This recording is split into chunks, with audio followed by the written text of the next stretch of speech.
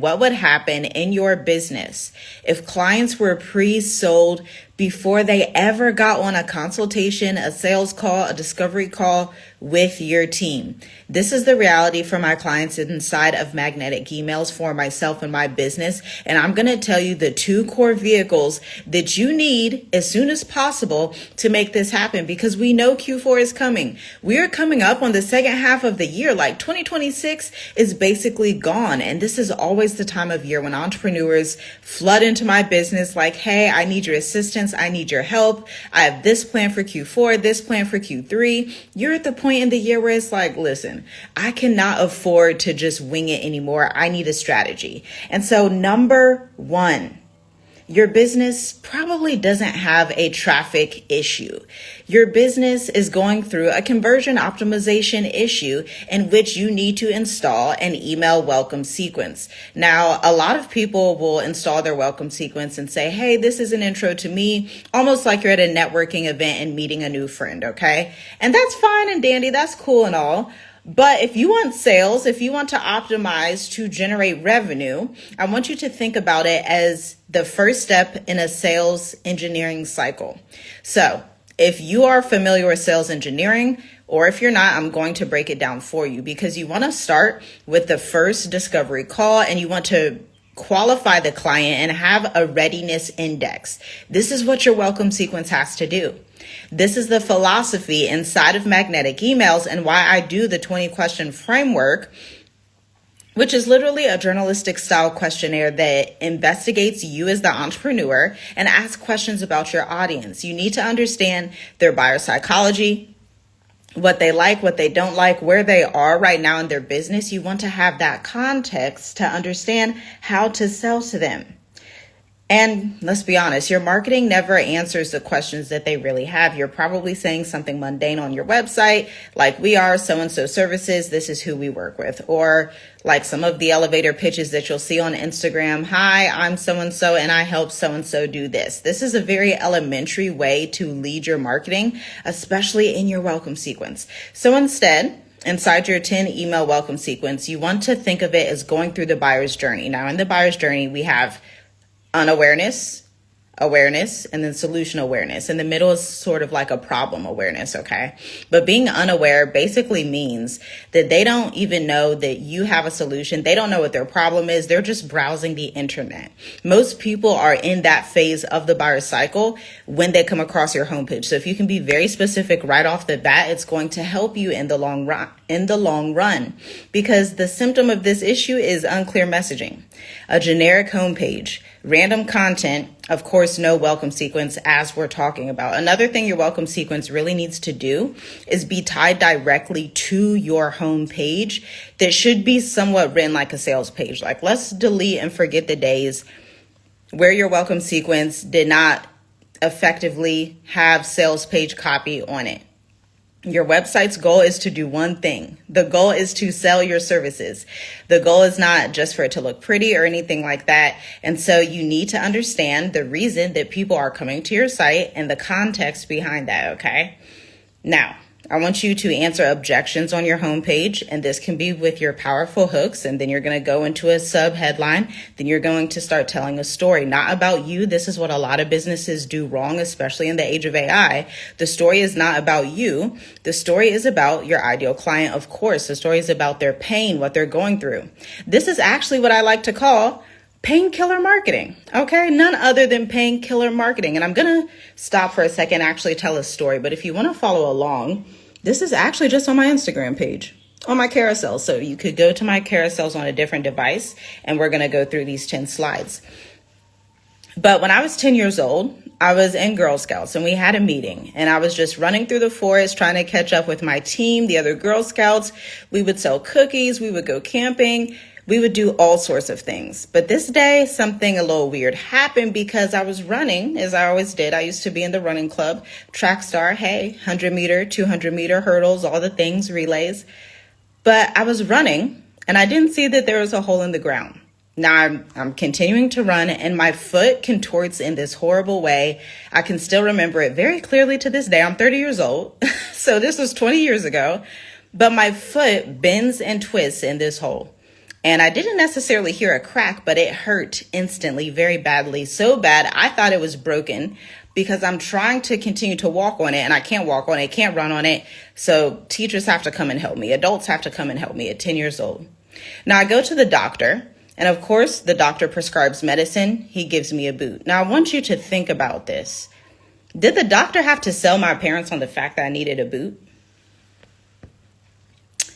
Did the doctor have to sell my parents on the fact that I would need some type of medication to help me with the pain? Did the doctor have to sell the fact that I had to be in crutches for the next 6 weeks? The answer is no. He didn't have to do a whole bunch of selling because there was pain. There was pain associated with my ankle being sprained and I had to get an x-ray. He didn't have to sell the x-ray too much, right? That my parents just wanted to do that. You have to consent for all of these things because they cared about their daughter being hurt. You need to have that same effect in your business. And you may be like, Tiffy G, I am not a doctor. My clients' foots aren't sprained and broken and all of that stuff. But I'm here to tell you that you can still have that same effect. Because I'm going to give you a few examples of clients that I've worked with, like a tax relief firm. The main issue that company, their clients were going through is they owed over $15,000 in tax debt. So what happens when you owe that amount of tax debt? Well, people can come to your door and investigate you, like federal agents. And so there's a very real pain. Their house may be taken away. Is their house absolutely taken away? No, but it may be taken away. Their bank account may be garnished, right? Now let's go to, who do I want to use for this example? Now let's go to an e-commerce firm, custom hair care company, okay? They have a 4-sequence quiz for lead generation. It's very innovative, very phenomenal. But the main issue that's really different from a lot of hair care companies out there that they have, their audience has, is they don't know their hair type. So they're using Garnier. What are some of the other like Walgreens hair products out there? They're using these Walgreens style hair products that just aren't working. So they have frizzy hair, or they have hair that's hard to manage, or they have hair that's a little bit of a mixed type of hair. And this e-commerce hair care custom company knows that. So what do? They're like, if you want your hair to actually look good this summer and you don't want to feel like the odd one out with their hair not looking good, you need to work with us. For that client, for that customer, that's an emergency situation. For an architect, if you are an architecture firm, you think you are selling buildings and blueprints and geometrical designs, and your homepage may say, we have the best geometrical designs. We have the best designs in the industry. We're a 20-year architecture firm, but people are not buying blueprints.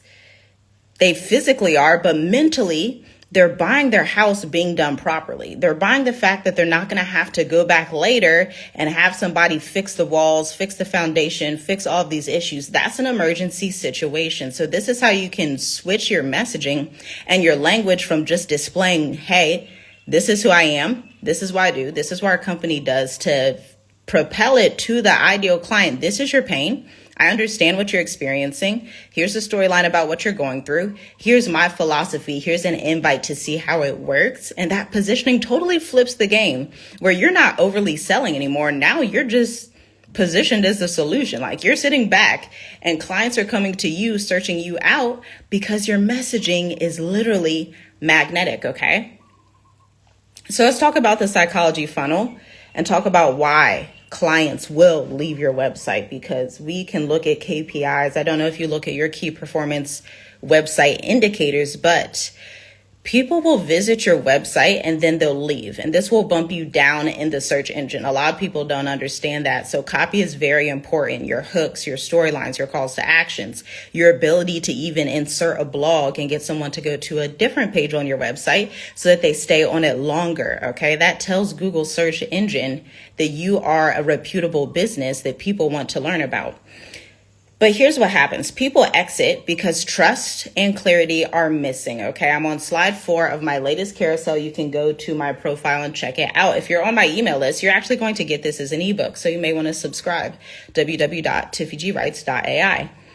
But when trust and clarity are missing, especially clarity, that's when confusion happens and you click off. You're not going to be angry as a client that's browsing the website.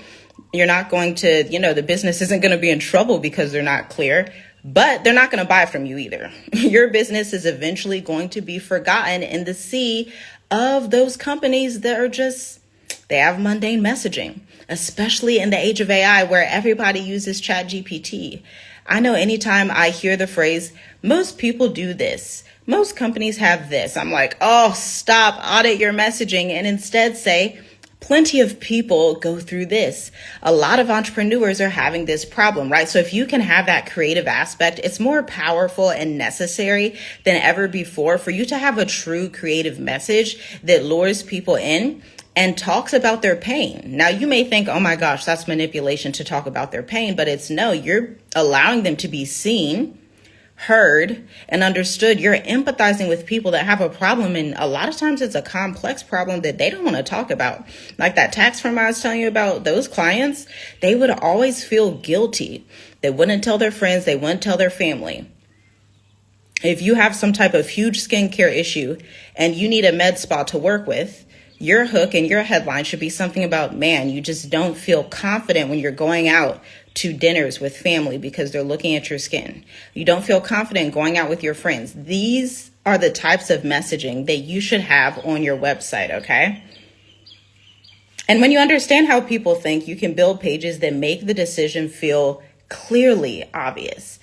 Now, here's the invisible revenue gap. What happens between the inquiry and the purchase? Because a lot of your clients, your prospect clients, will disappear after leaving your homepage. And then on top of not having your homepage properly written, then you didn't have that email welcome sequence that we were talking about either. And that's a recipe for disaster because you're leaking revenue. Revenue is literally flowing down the drain. The way you turn on your water in the faucet, that's the way revenue is flowing down the drain. And you don't even realize it because you're not paying attention to your homepage or updating that welcome sequence with copy that is written the same way that I've been explaining in this video. And so the copy system, which is my live 6-week intensive that begins July 16th, fixes all of that. If you're liking this conversation, you're learning something new, we are going to extend this conversation. I'm going to be with you and 3 entrepreneurs potentially with you on July 16th, and we are going to meet every other week for 6 weeks to write your email copy, to write your website copy, meaning I'm literally going through with you live on the spot. Let's look at these hooks. Let's look at these headlines. How can we write this story better to formulate copy that's actually going to generate revenue and clients and build trust? Because here's the thing, if you do not get this together by Q4, you're not going to see the sales you want to see. If you don't see the sales you want to see, your goals of passing down your legacy, passing down your business to your children, acquiring more revenue to pay off debt, acquiring more revenue to move abroad, to travel, whatever your end goal is, it's going to be more difficult to reach that end goal without the proper messaging system. Now, 57% of buyers say they choose the vendor that provides the most value throughout the buying process. Now, this is from Gartner, and it's a 2023 B2B buyer survey. 57, that's a lot of buyers. That's nearly 2/3 say they choose the vendor that provides the most value throughout the process. Now, our next logical question would be, what is your sales process? Because contrary to popular belief, sales happens on your homepage. Or it should. Sales should happen on your Instagram, through your emails. This is why you should have an email welcome sequence automation that's automatically going out to your people, to your prospect clients. That way they have a readiness indicator and evaluation where you're asking them and qualifying them, hey, are you going through X, Y, and Z? This is only perfect for clients who have so-and-so constraint that's in their business, in their life, in their healthcare, in their taxes, whatever the issue is. You have to provide those constraints clearly on the welcome sequence, inside of your welcome sequence. They read those emails.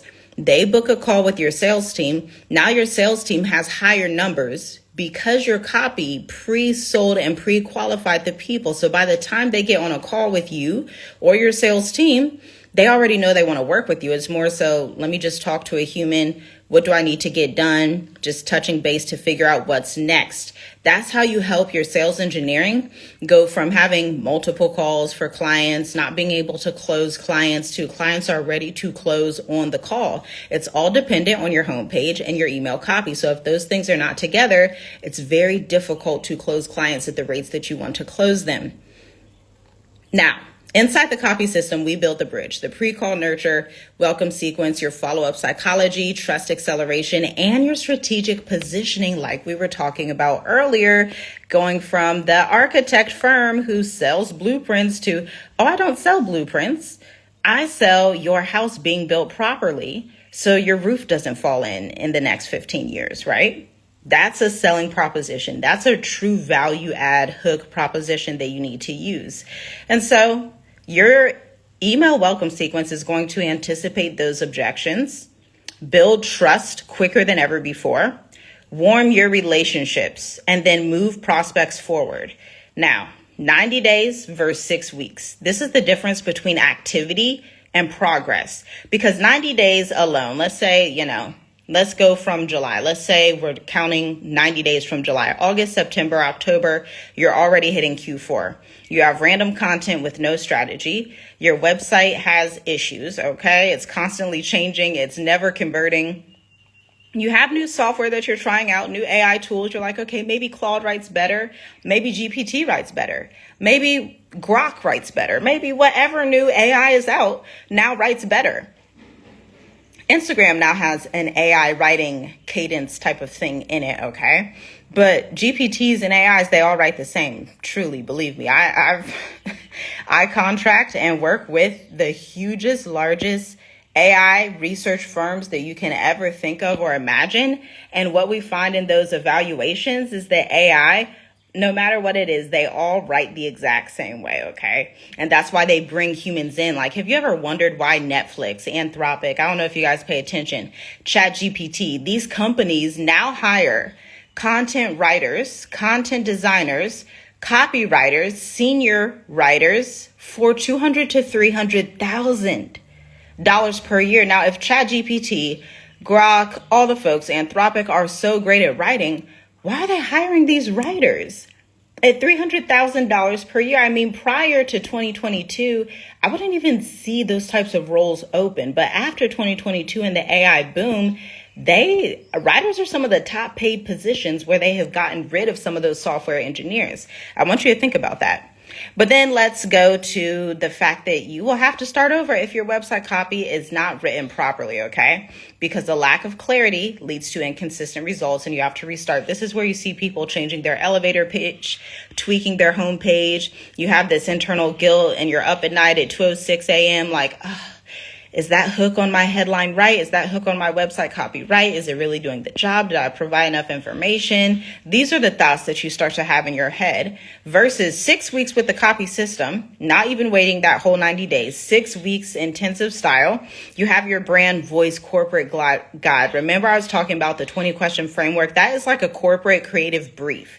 I have contracted 1099 business to business contracted with corporations, Clever Inc., African Ancestry, Function of Beauty, just to name a few. And everybody has a creative brief. Everybody has a corporate guide. Even before working with some of these huger companies, working in marketing agencies, contracting with marketing agencies, you always have a creative guide. So if you do not have that brand voice guide, the voice of brand that makes your business, your company, not you, makes your company come alive, then you're missing out. You're missing out on ideal clients and people are confused. Homepage copy is what you get as well. A psychology-driven homepage that sells before the call, as we were discussing. Your AI brief, because nowadays you have to have an AI brief. Like, what does your business believe about writing with AI? Strategizing with AI. What are your constraints? What are your parameters? How are you prompting AI to get better solutions? How are you prompting AI to analyze your data and your analytics to fix your positioning or to look at your client sales calls or to look at feedback that you got from clients? Your 5 to 10 email welcome sequence, 90-day content plan, and marketing infrastructure, which is a system that turns your messaging into consistent leads and revenue. So that is what I'll leave you with today on this live. I've been yapping here enough, I think. I think I've done enough. And if you want to continue to look at this, again, www.tiffygwrites.ai to download the actual PDF. I'm going to send it today to my email list. But if you want to get off this video and just look at it, go ahead because it is on my profile. It's up there near the pin posts, because one system is going to totally change the way you do business in Q4 and beyond. And that is, of course, going to lead us in 2027. It's going to lead us into 2028, where your business is established like a pre-sold corporation, ready to go to market, ready to not look like a side hustler on Instagram, ready to not look like, oh, I just kind of throw this up because ChatGPT, they say it could write copy really well, even though they're using the same redundant language every time. No. You need to rise to the occasion. You can create more sophisticated language, but it's your choice if you would like to do that. If so, I will be seeing you in the Copy Intensive on July 16th. 3 slots available. Talk soon.